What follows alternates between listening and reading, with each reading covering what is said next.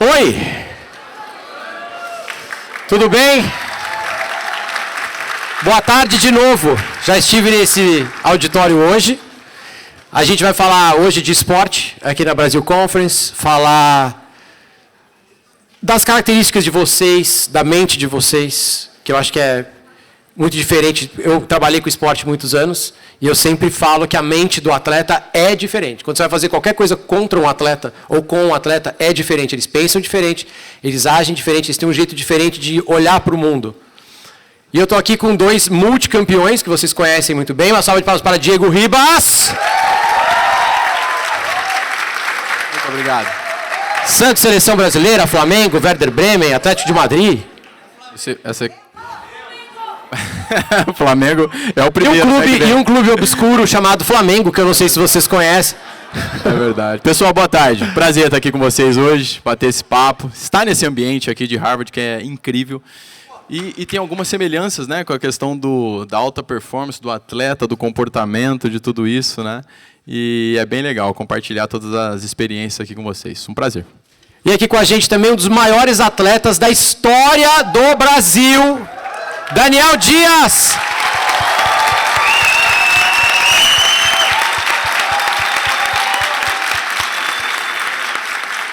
Toda semana ele olhava e falava assim: vou ali quebrar um recorde mundial, já volto aí. Me espera para jantar que eu já volto. Ia lá, quebrava um recorde mundial, voltava.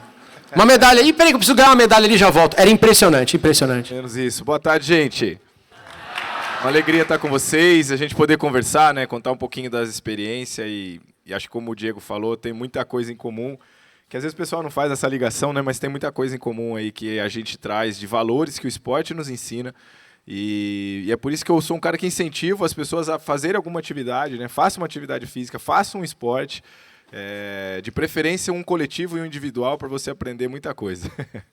Até vamos começar então pela parte biológica, que é essa que você está falando, do exercício.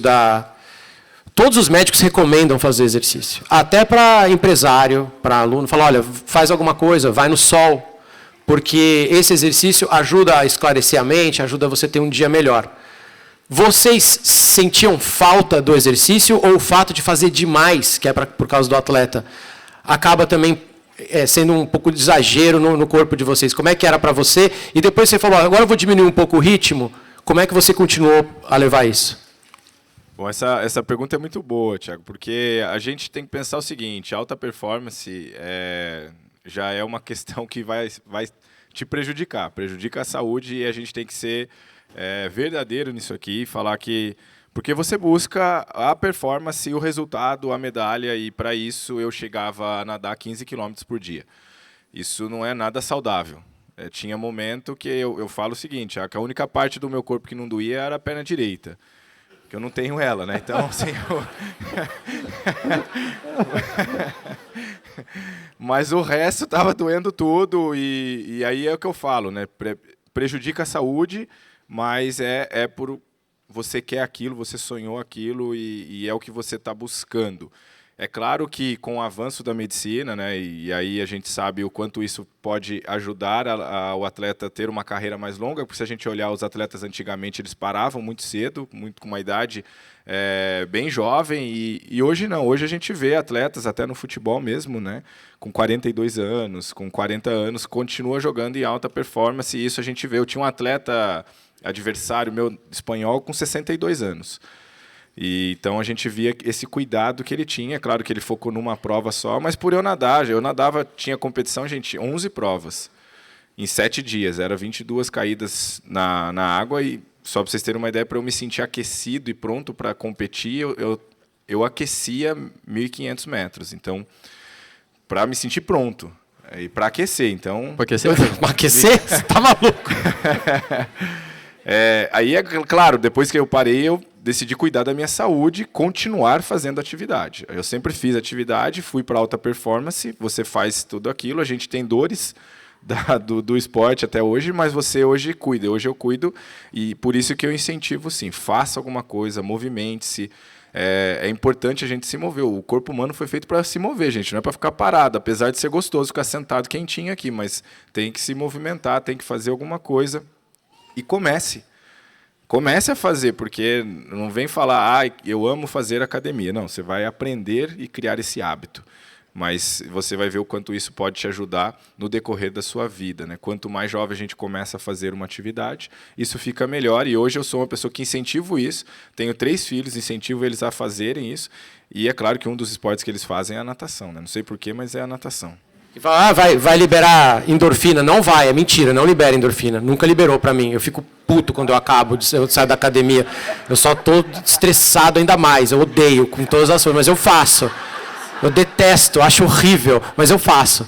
Porque eu quero jogar bola. Eu tô com o joelho machucado, eu preciso fazer fisioterapia, mas é para jogar bola, porque tem um objetivo claro, que é o quê? Jogar bola. Diego, e você? Sabe que muitos jogadores, quando param, também ganham muito peso. Porque a restrição é tão grande, não pode comer bolacha, não pode comer leite condensado, não pode comer brigadeiro.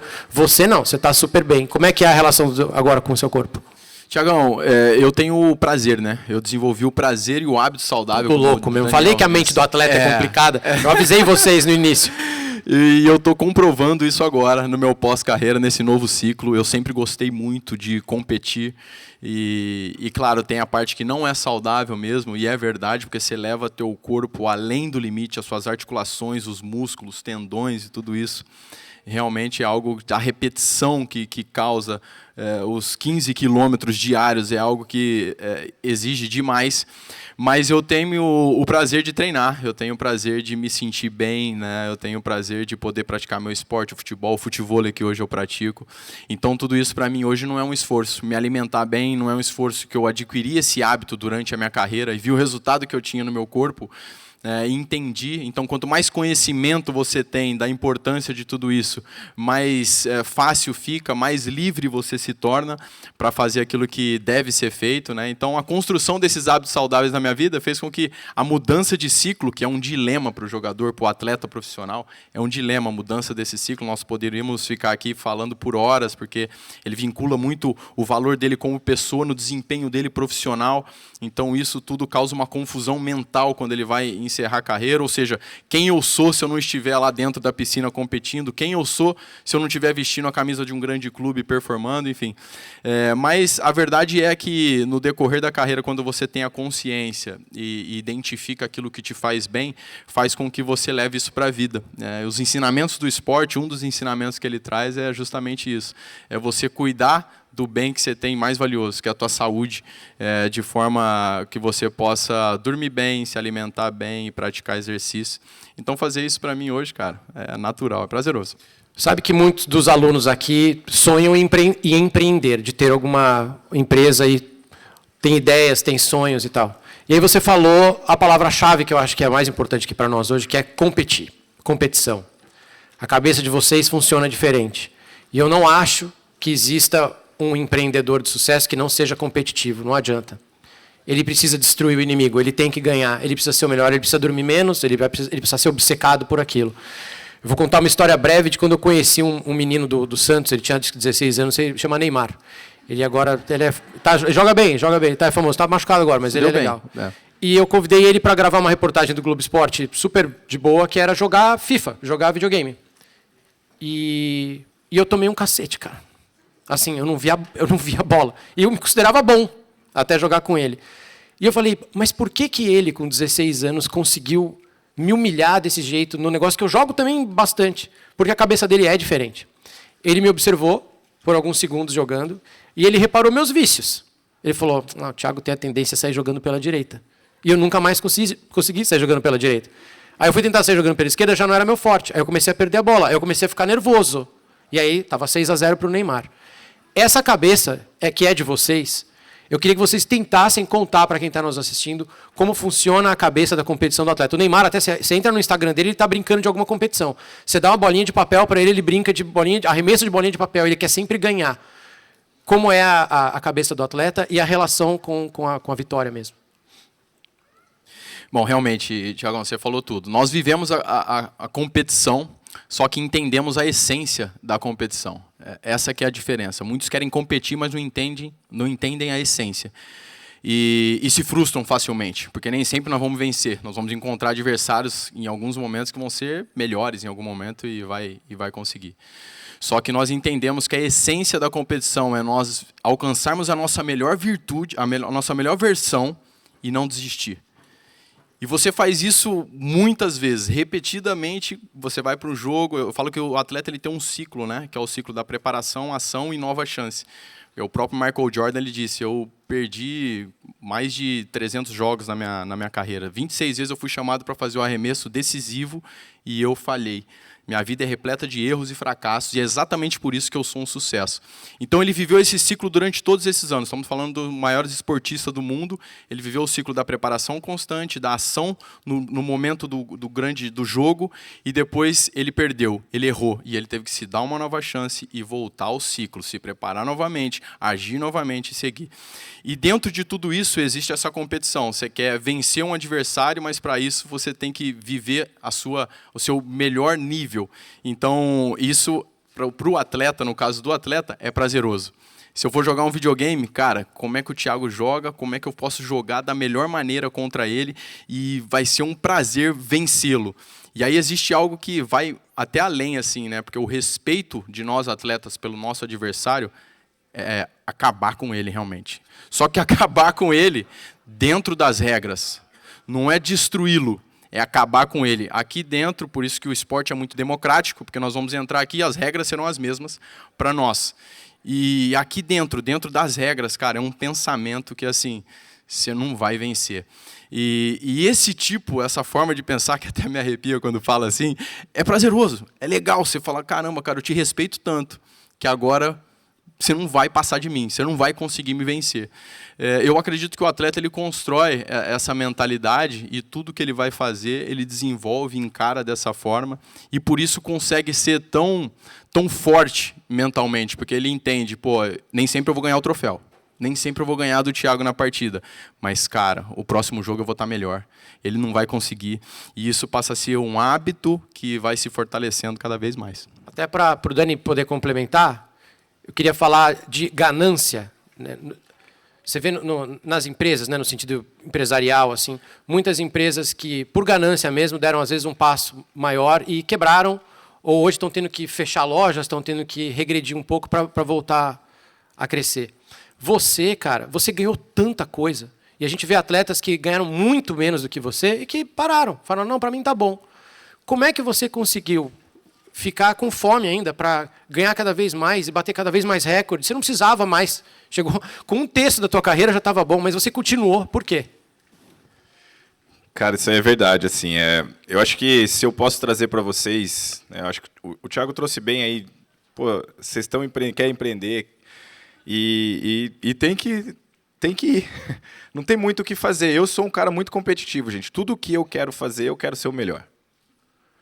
Eu ganho de videogame dos meus filhos, pra vocês terem ideia. Que isso, cara? Não tô nem aí.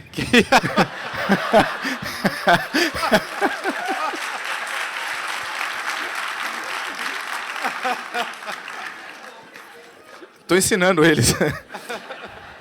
A vida não é fácil, gente. Então, assim, e várias vezes eles choram ali, sabe? E aí, é claro, depois disso eu deixo eles ganhar uma, né? Mas eu tenho que mostrar que eu sou bom, assim, sabe aquela... Mas eu sempre tive muito isso, brincadeiras à parte, eu sempre tive muito isso dentro de mim.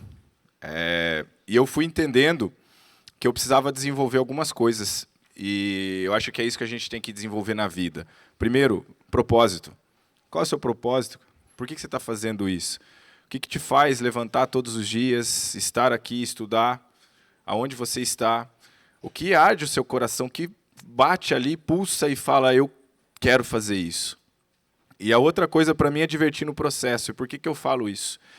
Porque por muitas vezes, Thiago, a gente sempre sonha com algo extraordinário.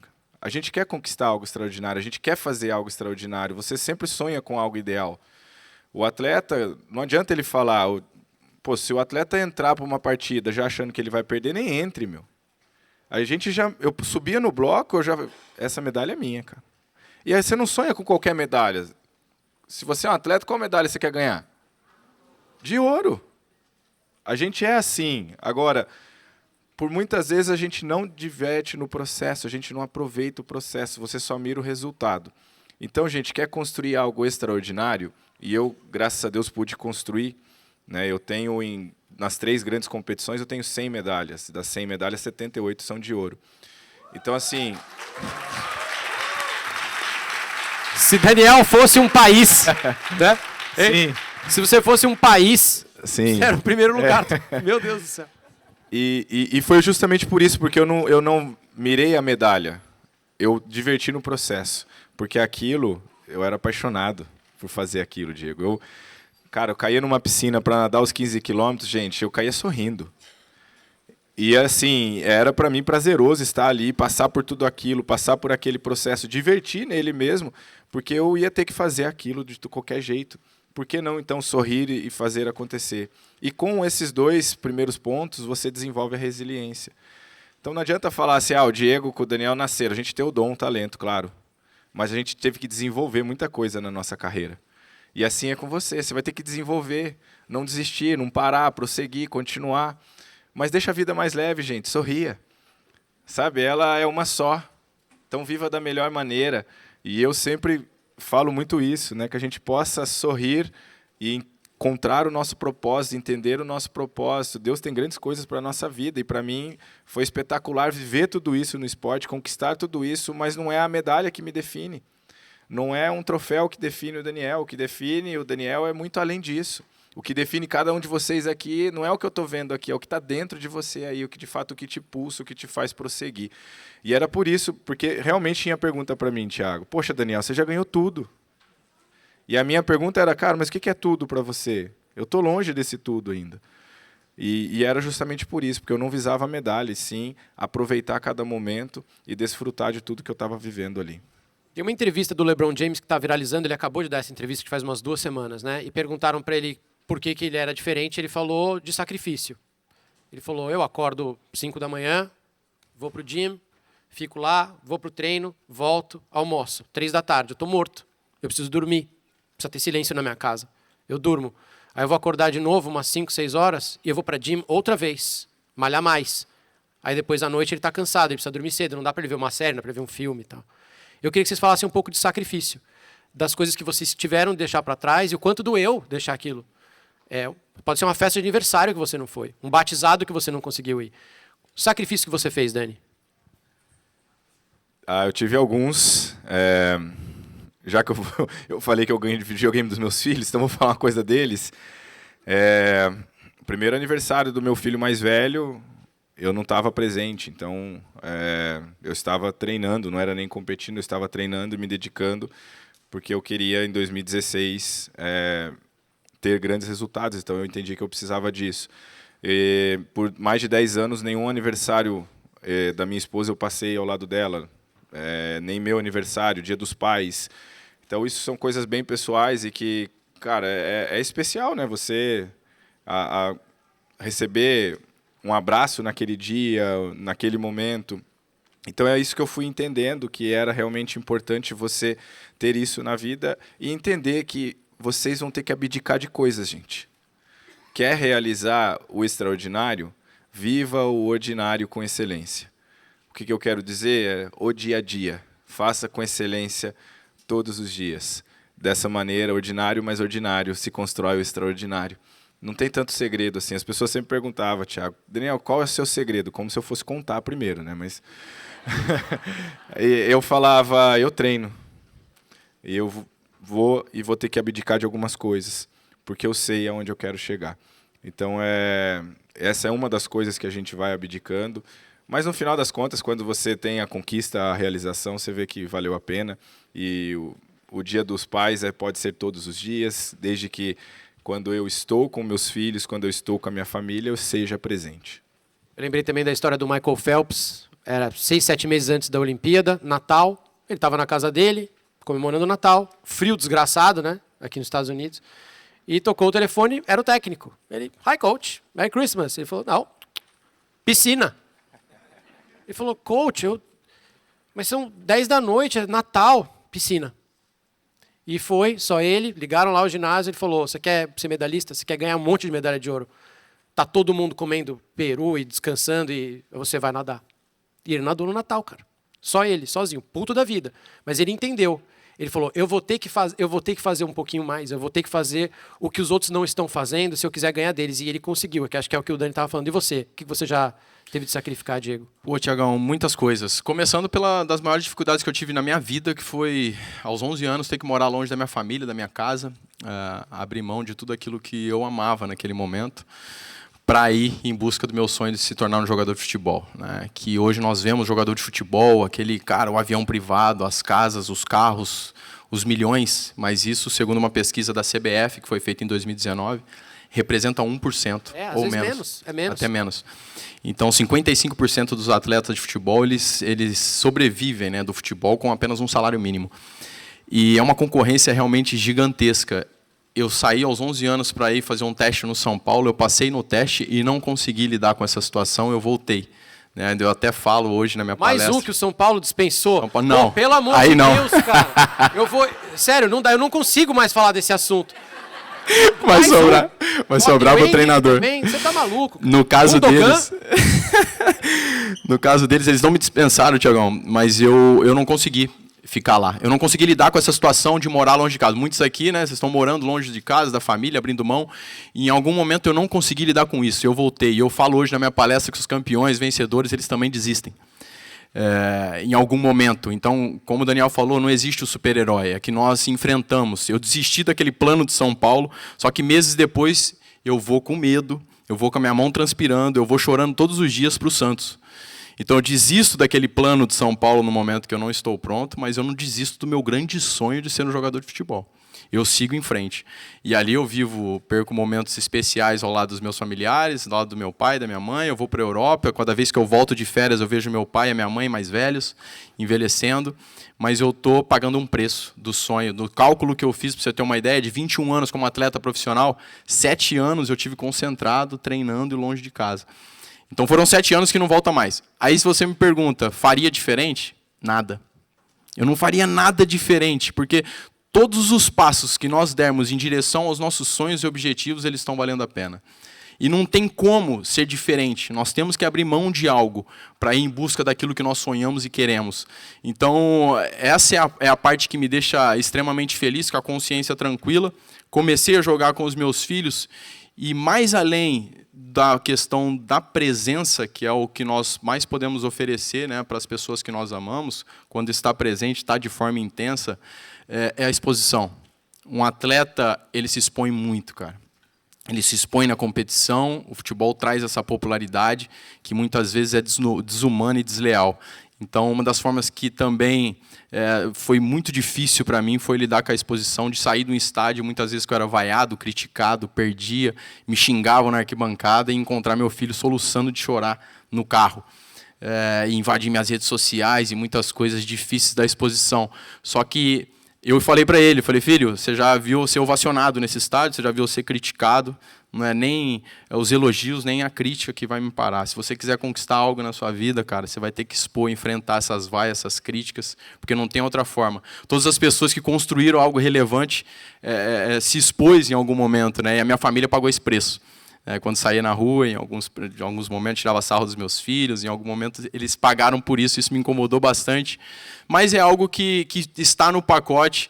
E o mais importante, mais uma vez, a gente vai e fala do preço, que tem um preço muito alto a se pagar, fala dos resultados, mas fala de um prazer dentro de tudo isso. Né? Por isso que a cabeça do atleta é aí o ponto que tem que... Caramba, é aí que tem que estudar. Falamos de processo, de pagar um preço muito alto, mas de ter um prazer nisso. Nem todo dia foi fácil, mas existiu um prazer muito grande em fazer tudo isso. Aí é que está. O Rafael Nadal, um tenista, ele fala, o meu prazer, mais do que ganhar, é competir.